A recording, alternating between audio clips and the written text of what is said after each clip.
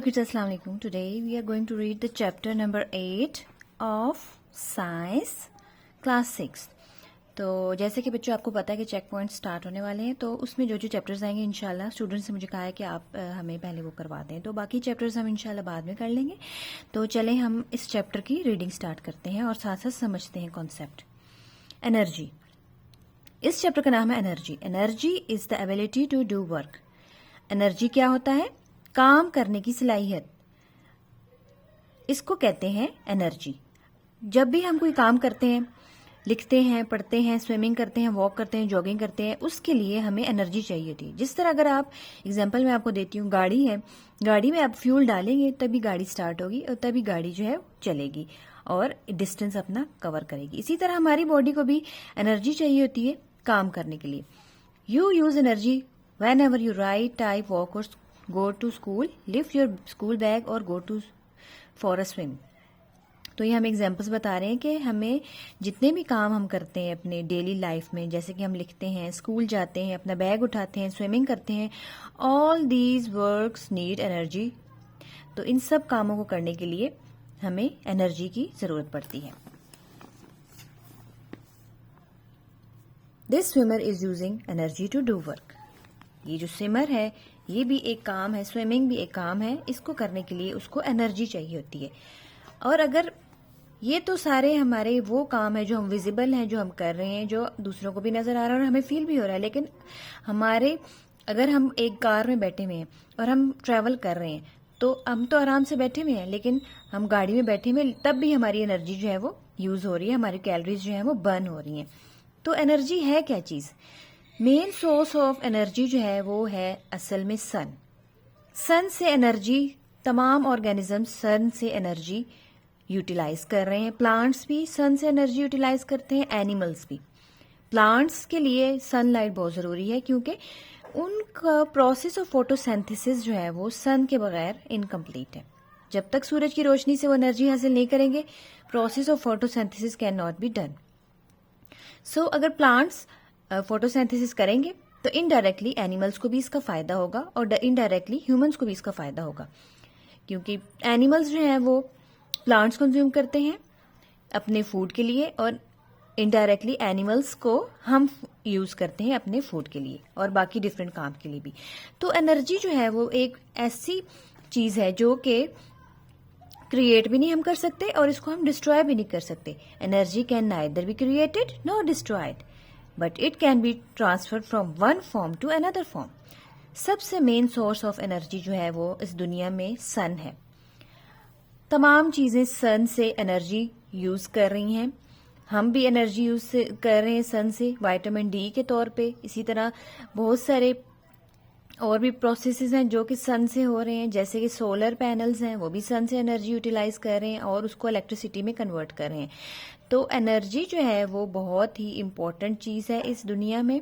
Energy ना हम खुद बना सकते हैं और ना हम इस एनर्जी को डिस्ट्रॉय कर सकते हैं, खत्म कर सकते हैं. बस एनर्जी एक फॉर्म से दूसरी फॉर्म में कन्वर्ट होती जाती है. अब हम एनर्जी की फॉर्म्स भी पढ़ेंगे इस चैप्टर में. तो ये वाला पैराग्राफ भी हम पढ़ लेते हैं. When work is done, जब कोई भी काम होता है, whether by a person or by a machine, energy is used. इंसान जब भी चलते हैं जमीन पे तो वो उनकी एनर्जी होगी तब भी वो चलेंगे. इसी तरह गाड़ी कैसे चलती है? एनर्जी से, मतलब कि फ्यूल से. फ्यूल जो हम उसके अंदर पेट्रोल भरते हैं वो मैकेनिकल एनर्जी में चेंज हो जाता है और गाड़ी जो है वो स्टार्ट हो जाती है, इंजन वर्क करता है और गाड़ी अपनी चलती है. कोई भी वर्क डन मशीन करे या कोई इंसान वर्क डन करे, सब में एनर्जी यूज होती है. The SI unit of energy is joule. अब एनर्जी का यूनिट क्या है? Joule. Large amount of energy are measured in kilojoules. Kilo means 1000. 1 kilojoule is equal to 1000 joule. Even larger amount of energy are measured in megajoules. The main source of energy is sun. वही बात आ गई. Light from the sun is absorbed by plants during photosynthesis and converted into chemical energy which enables plants to grow. अब यही बात मैंने आपको पहले समझाई थी कि मेन सोर्स ऑफ एनर्जी जो है इस दुनिया में वो है सन. सूरज से हम एनर्जी यूटिलाइज कर रहे हैं. प्लांट्स भी, एनिमल्स भी. बहुत ज़रूरी है एनर्जी यूटिलाइज करना. प्लांट्स के लिए क्यों ज़रूरी है? क्योंकि उन्होंने फोटोसिंथेसिस करनी होती है, और वो अपनी इस एनर्जी को कन्वर्ट कर देते हैं केमिकल एनर्जी में, जिससे प्लांट्स ग्रो करते हैं. Plants are very important to us and other animals because they provide food. Plants हमारी दुनिया में हमारे लिए बहुत जरूरी हैं. नेक्स्ट पेज पे चलते हैं.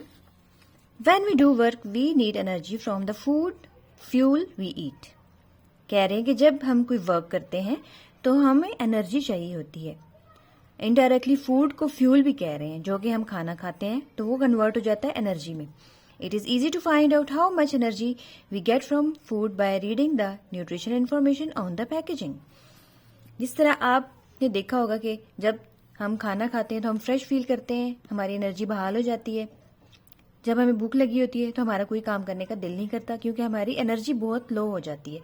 इसी तरह कोई भी काम करने के लिए हमें क्या चीज़ चाहिए होती है? सबसे बेसिक चीज़ एनर्जी.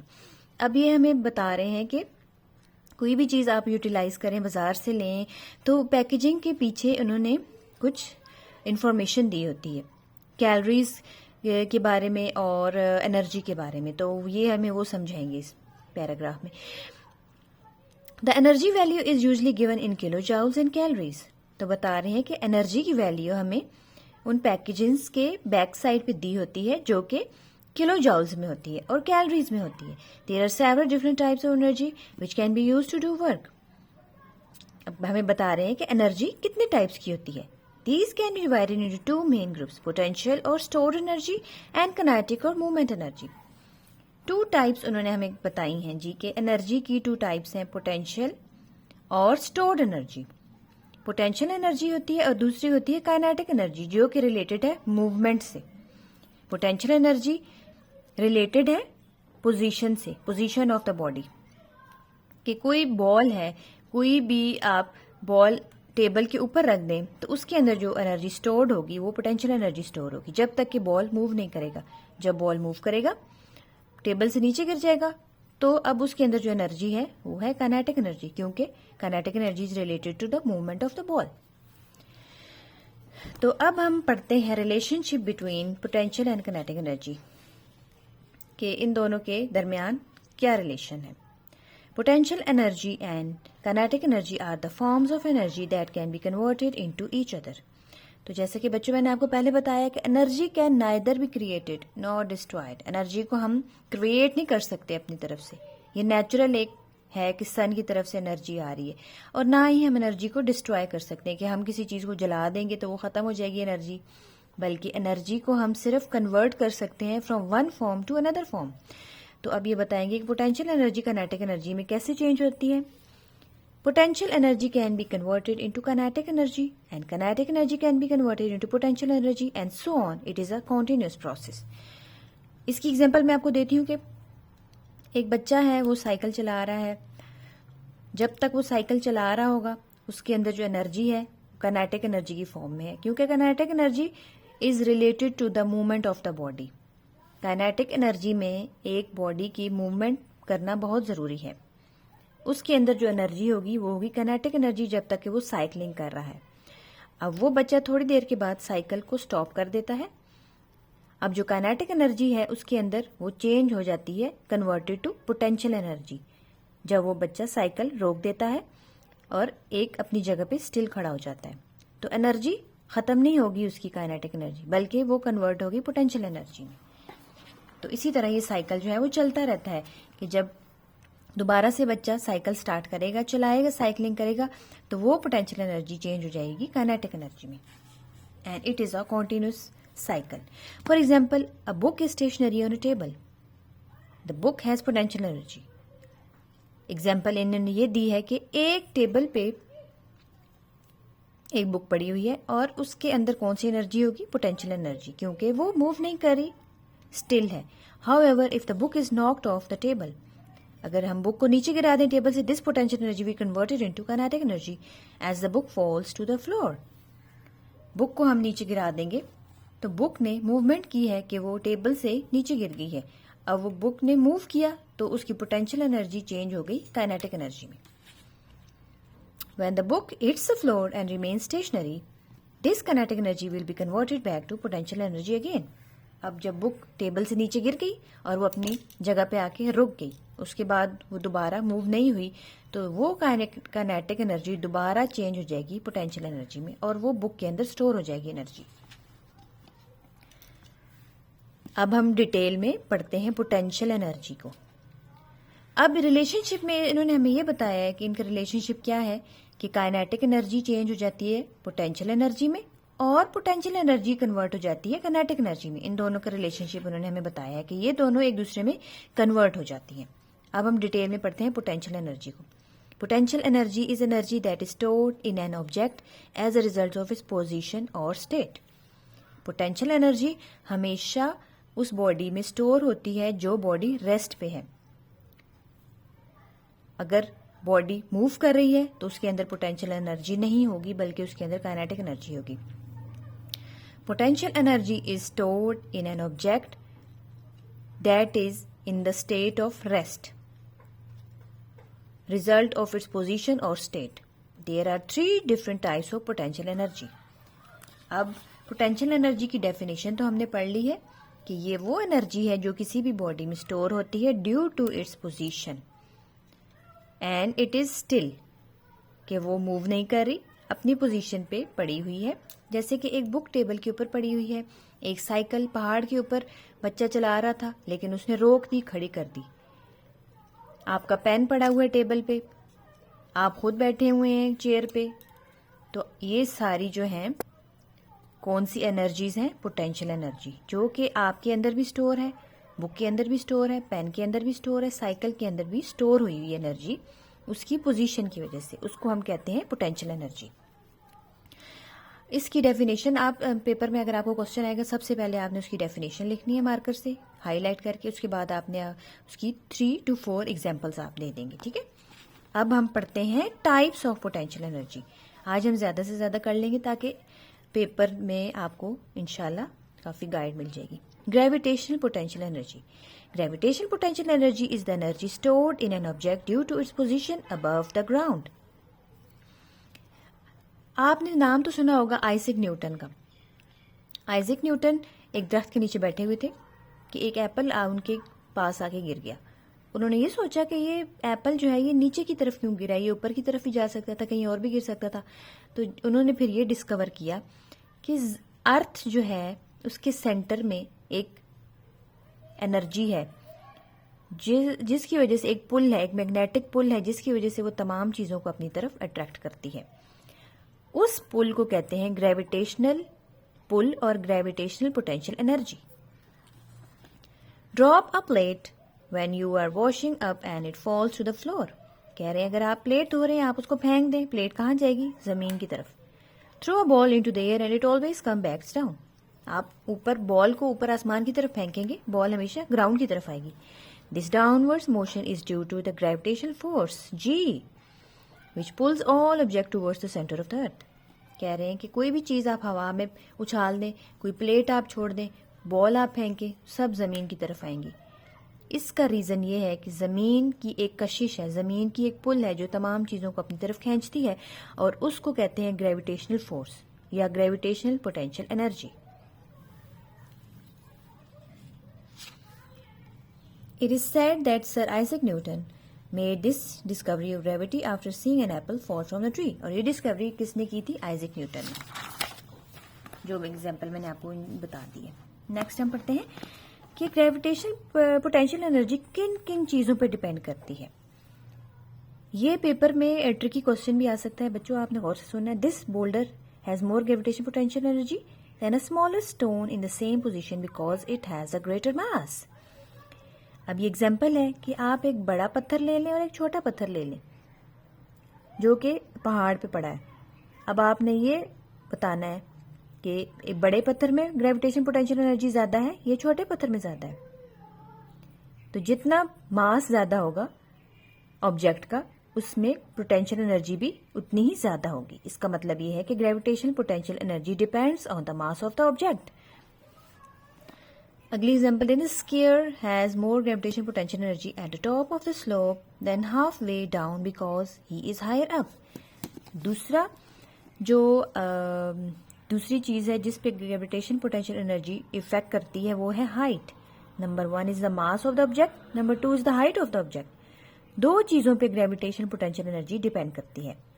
अगर मास ज्यादा होगा ग्रेविटेशन पोटेंशियल एनर्जी भी ज्यादा होगी, अगर हाइट ज्यादा होगी तो ग्रेविटेशन पोटेंशियल एनर्जी भी ज्यादा होगी। अगर मास कम होगा तो पोटेंशियल एनर्जी कम होगी, अगर हाइट कम होगी तो पोटेंशियल एनर्जी भी कम होगी। सो इन दो चीजों पे ग्रेविटेशन पोटेंशियल एनर्जी बहुत ज्यादा डिपेंड करती है। नंबर 2 जो है टाइप ऑफ एनर्जी वो हम पोटेंशियल एनर्जी की पढ़ रहे हैं, वो है elastic potential energy. Elastic potential energy is energy stored in an object that has been transformed by being pulled और पुश्ड। कोई भी इलास्टिक चीज आप ले लें, इलास्टिक ले लें, स्प्रिंग ले लें, ये वो चीजें हैं जब हम उनको खींचते हैं तो वो स्ट्रेच हो जाती हैं, जब हम उनको छोड़ते हैं तो वो कॉन्ट्रैक्ट हो जाती हैं, वापस अपनी जगह पे आ जाती हैं। कोई भी इलास्टिक चीज के अंदर जो भी एनर्जी स्टोर्ड होगी वो उसको हम कहेंगे elastic potential energy. The energy stored in an object that can be deformed by pulled और pushed, then this energy is known as elastic potential energy. मतलब ये है कि कोई भी ऐसी चीज जिसको हम डिफॉर्म करके उसकी शेप चेंज करके उसको स्ट्रेच कर लें और फिर उसको कंट्रैक्ट कर सकते हो, उसके अंदर जो एनर्जी स्टोर होती है उसको हम कहते हैं इलास्टिक पोटेंशियल एनर्जी। जैसे इलास्टिक होता है, all of these things have elastic potential energy. For example a stretch elastic band, जैसे कि पोनी होती है, रबर होता है। अ स्ट्रेच कॉइल स्प्रिंग, जैसे कि स्प्रिंग होता है। अ स्ट्रेच बो has elastic potential energy. Paper में एग्जाम्पल्स आ सकती हैं, तस्वीर बनी होगी, आप बताएं इनके अंदर कौन सी एनर्जी स्टोर हुई हुई है, कौन सी पोटेंशियल एनर्जी स्टोर हुई हुई है। जो चीज स्ट्रेच करें और वो वापस अपनी जगह पे आ जाए, उसके अंदर जो भी एनर्जी स्टोर होगी वो होगी इलास्टिक पोटेंशियल एनर्जी। तीसरी इसकी हम टाइप पढ़ते हैं electrostatic potential energy. Electrostatic potential energy is found in all electronic devices. कोई भी electronic devices, TV, mobile, fridge, laptop, जितनी भी इलेक्ट्रॉनिक डिवाइसेस हैं उनके अंदर जो एनर्जी स्टोर है उसको कहते हैं इलेक्ट्रोस्टैटिक। इलेक्ट्रोस्टैटिक का मतलब related two electrons, electric current. The current that powers these devices is a flow of tiny charge particles called electrons. बच्चों, अगर आपने पिछली क्लास में भी पढ़ा होगा कि इलेक्ट्रिसिटी कैसे पास करती है किसी भी चीज से, बिजली की तार से इलेक्ट्रिसिटी कैसे पास करती है, इलेक्ट्रॉन्स के जरिए। इलेक्ट्रॉन्स, एक इलेक्ट्रॉन अपनी एनर्जी नेक्स्ट इलेक्ट्रॉन को शिफ्ट करता है और इस तरह ये पास ऑन करते करते एक फ्लो बन जाता है, फ्लो ऑफ चार्ज पार्टिकल्स, जिनका नाम है इलेक्ट्रॉन्स। तो ये करंट जो है ये इन इलेक्ट्रॉन्स के जरिए फ्लो करता है किसी भी इलेक्ट्रॉनिक डिवाइस में। वो before electronic devices are turned on, the energy they contain is referred to as electrostatic potential energy. For example, a TV that is switched off contain this form of energy. कोई भी electronic devices हैं, mobile है, laptop है, उन सब के अंदर कौन सी एनर्जी स्टोर हुई थी? Electrostatic potential energy. अगर टीवी की एग्जांपल उन्होंने बताई है, टीवी बंद होगा लेकिन उसके अंदर जो एनर्जी स्टोर हुई हुई है वो कौन सी एनर्जी है? Electrostatic potential energy. Electrostatic means electrons that are carrying the charge particles. तो बच्चों, आज हमने इस चैप्टर में मेन जो हमारा टॉपिक था वो था पोटेंशियल एनर्जी। सबसे पहले एनर्जी के बारे में पढ़ा है। Basic source, main source of energy is sun. Energy neither be created not destroyed but it can be transferred from one form to another form. Examples हमने पढ़ी हैं। फिर हमने रिलेशनशिप पढ़ा है potential energy and kinetic energy के दरमियान में, कि ये दोनों एक दूसरे के कन्वर्टेड हो सकती हैं। फिर हमने सबसे जो मेन चीज इसमें पढ़ी है पोटेंशियल एनर्जी। पोटेंशियल एनर्जी वो एनर्जी होती है जो भी किसी भी ऑब्जेक्ट में स्टोर हुई हुई होती है ड्यू टू इट्स पोजीशन और स्टेट, उसको कहते हैं पोटेंशियल एनर्जी। पोटेंशियल एनर्जी की हमने 3 टाइप्स पढ़ी है। Number 1 is gravitational potential energy. वो होती है जमीन की कशिश, जमीन अपनी तरफ हर चीज को खींच रही है, वो एनर्जी किस फॉर्म में स्टोर है? ग्रेविटेशनल पोटेंशियल एनर्जी की फॉर्म में स्टोर है। और ये दो चीजों पे डिपेंड करती है, mass of an object and height of an object. Second type हमने पढ़ी है इलास्टिक पोटेंशियल एनर्जी। कोई भी एनर्जी किसी चीज के अंदर स्टोर होती है जो कि अपनी शेप को डिफॉर्म कर सके, अपनी शेप चेंज करके वापस उसी शेप में ले आए उस चीज में जो एनर्जी स्टोर होती है उसको कहते हैं elastic potential energy. Number third is electrostatic potential energy, means के all the electronic devices contains energy that are stored in the form of electrostatic potential energy. तो बच्चों आज का हमारा टॉपिक यहीं पे ख़त्म होता है। इंशाल्लाह कल हम पढ़ेंगे kinetic energy and its types. Okay, take care, bye.